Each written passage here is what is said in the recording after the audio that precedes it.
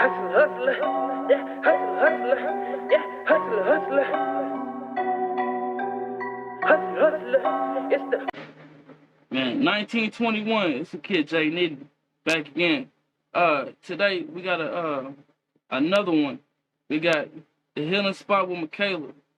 How you doing? Introduce yourself and let people know who you are. I am Makayla West, owner, operator of the Healing Spots, and I am here with Jay Nitty.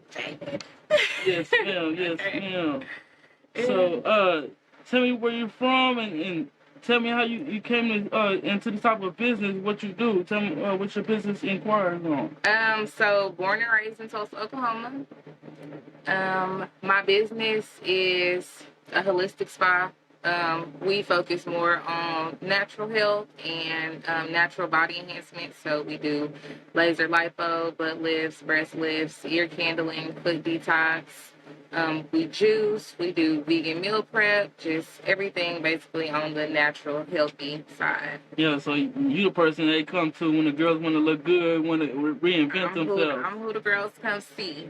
Is that right? Is that right? So how do you find yourself into this type of work? What made you want to get into this type of So,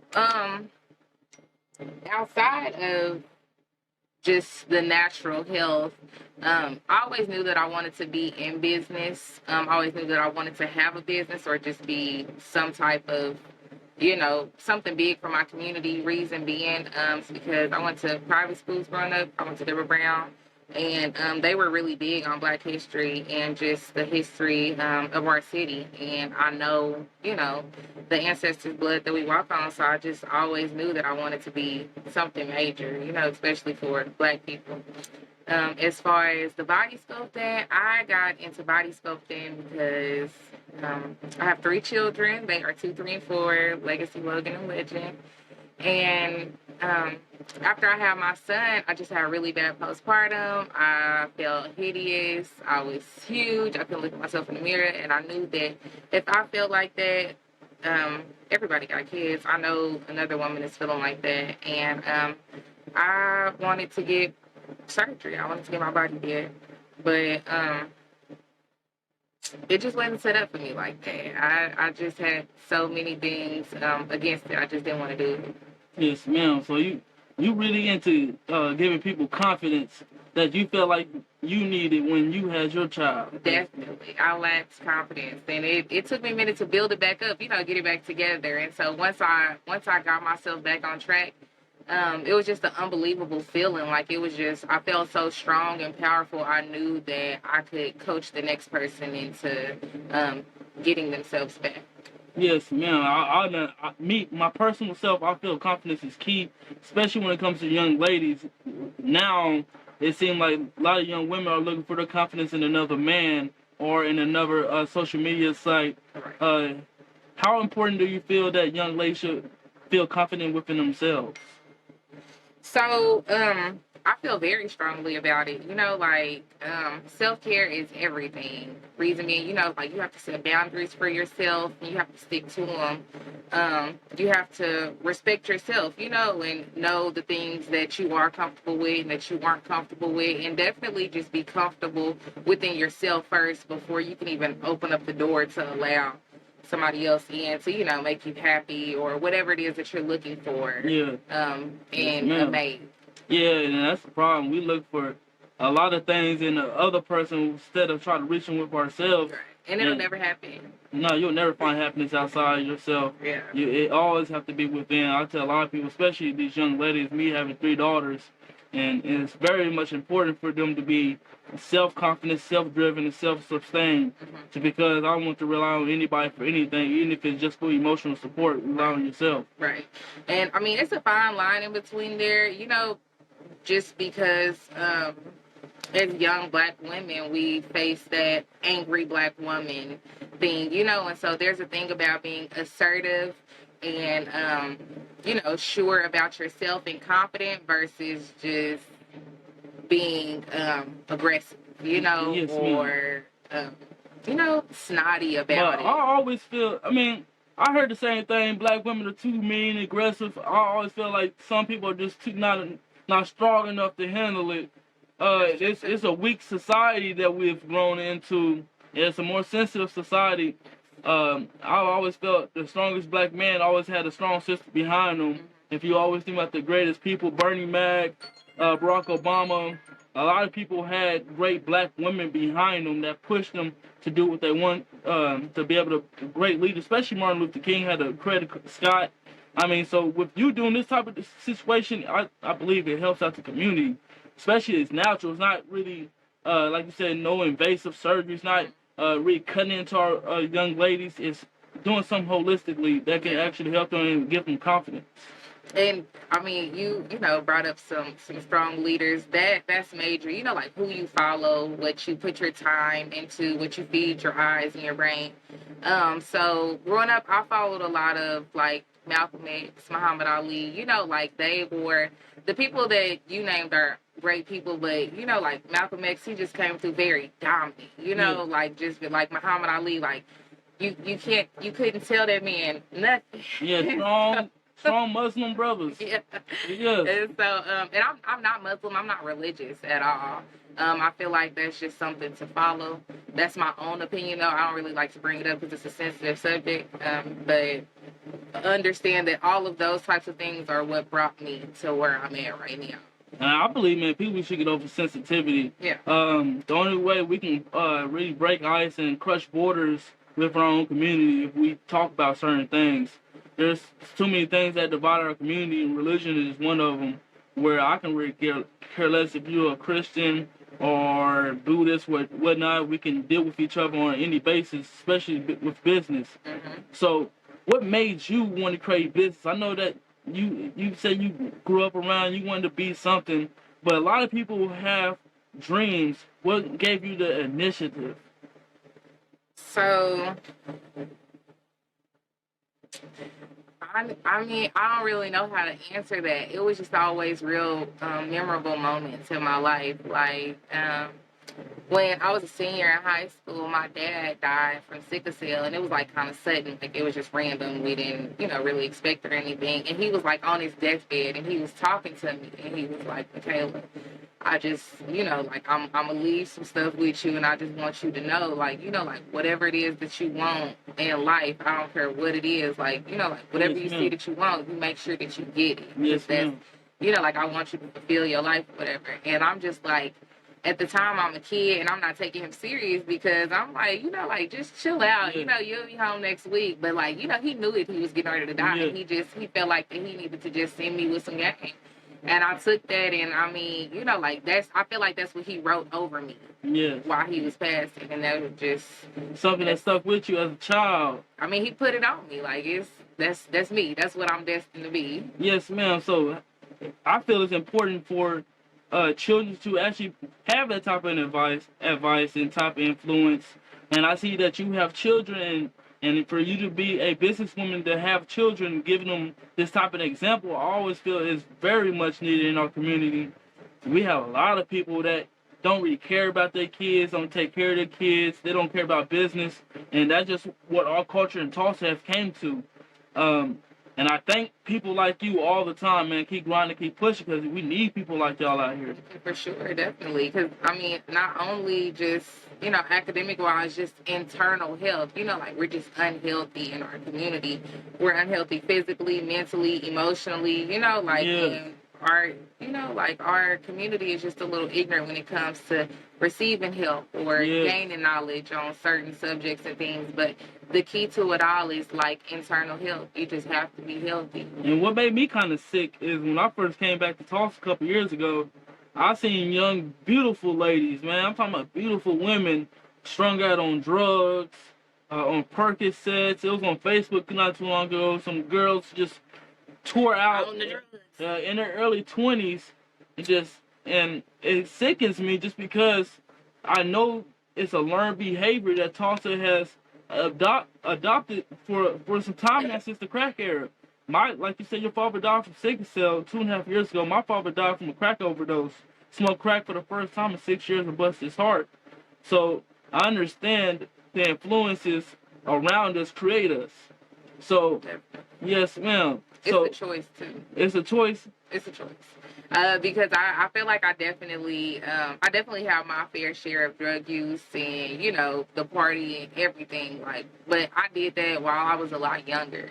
I mean, I'm still young now. Young. I'm still really young now. But what I'm saying is, I jumped off the porch like way back, you know, like when I was like 12. So I've done a lot, and it was just enough, you know, like, and I never had an addictive personality, you know, like, and I always super strong-minded. I mean, whatever it is that I'm doing, I'm always talking myself through it, you know, like, literally, like, you can't have me, I did you. Like, yes, ma'am. And so it's a choice, but I did wake up one day and I knew that I no longer wanted that. You know, I had did it already. Yeah, and I felt that way too as well.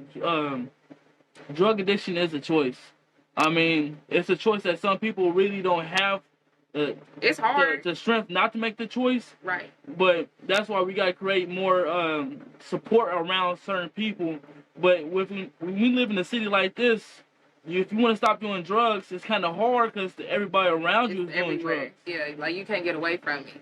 You got to start building groups where you can reach outside of yourself.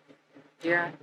Yes. And then it's getting the people to come, you know, like, how do we rally up our peers to get in a building where we're just, you know, promoting great positive things, like really actually trying to wake people up and shake them out of our destroyed community. Like, how do we do it? I was just having that conversation with somebody. I'm like, man, Tulsa is one of the people, man, we have talent, we have football players, we have artists, we have so much people. It's an amazing place. But nobody comes together to help each other, to build each other. It's all about who's in the clique, who's most popular, and it's kind of really destroyed our city. I mean, I grew up in a popular gang, but it never really did me any justice.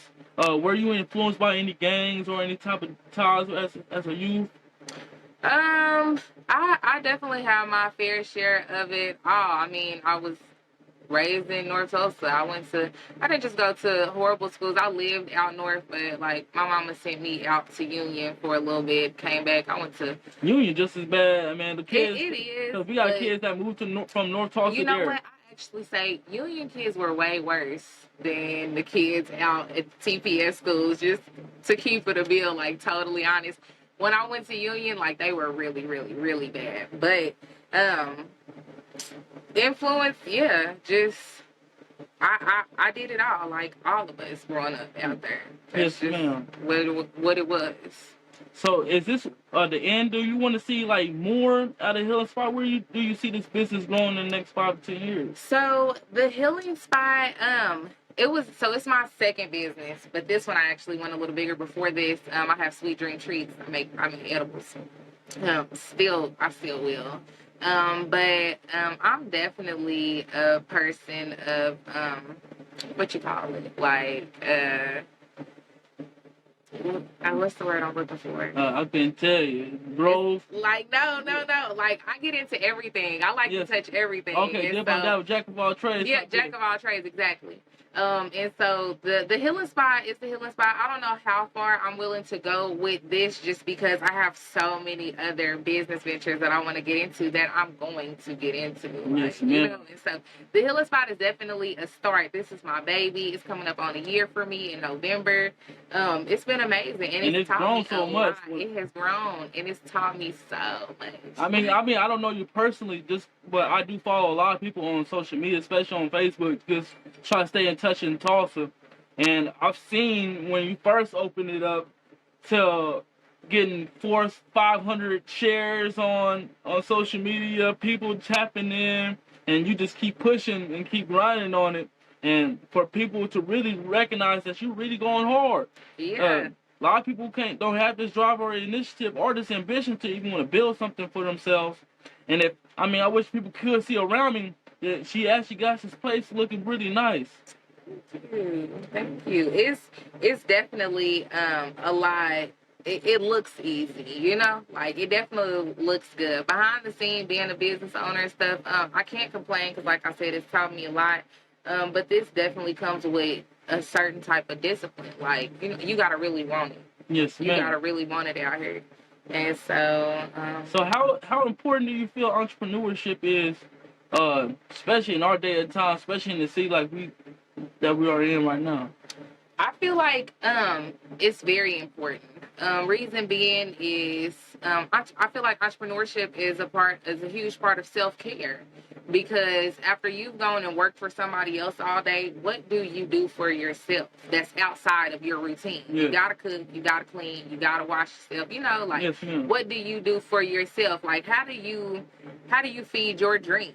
Yes, ma'am. Like, and I feel like everybody should be allowed the ability to be able to have that free time to just venture, Yeah. to like live their inner child and figure out what they like, and be yes, able ma'am. to actually really get into.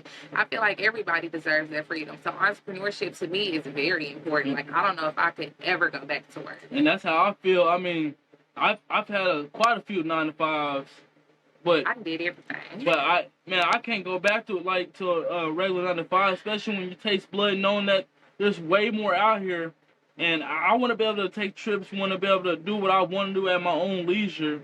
And you can't do that working a regular 9-to-5 unless you have a decent job paying at least 6 figures a year.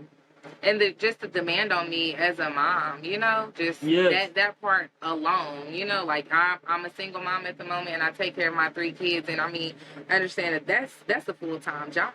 That's you don't get away from that, and so But you have to. But you got to really take your flowers on this. A black woman, young, 26, 3 kids, to have your own business and actually run it sustainable. It's really a big perk, just because ain't too many girls with 3 kids with 26 years old trying to lead a life like this, be an entrepreneur. And I'll be pushing for it. I can count on my hands how many women I know that's really pushing a business with no kids, especially in this city, to have kids and actually pushing a business. Oh man, it's something really commendable, especially respectable as a young, beautiful black woman like yourself. Thank you. We don't have many of those, and I really suggest you just keep going, keep grinding. If you want to leave these people with another word or a last word, if you want to give them a word of encouragement. Man,